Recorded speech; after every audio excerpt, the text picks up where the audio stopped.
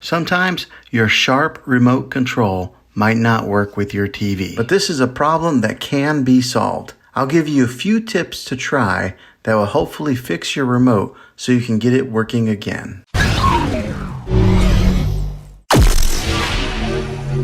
Okay, the first thing that you're going to want to try is to remove the batteries from the remote control completely. Then go over to your TV and unplug the TV from the wall outlet and wait 60 seconds. Now don't be impatient here, wait the whole 60 seconds. That is what we call a hard reset of your TV.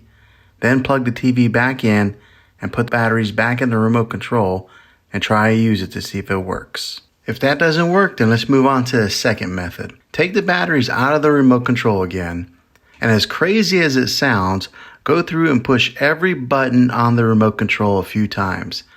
Sometimes dirt and dust get built up in these buttons, and in doing this, it helps to free up the buttons in case they get stuck or cause a remote to malfunction. If that doesn't work, then let's try this third thing, and that's to replace the batteries for a fresh set of new ones.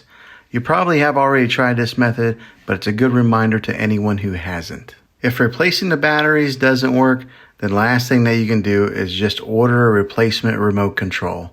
I'll put links in the description down below of where you can get a new remote and new batteries. Well, hopefully this video was helpful to you. If it was, go ahead and throw a thumbs up on it. Go ahead and subscribe to my channel. I make tech videos all the time, and I'd love to have you back in the next one. Take care.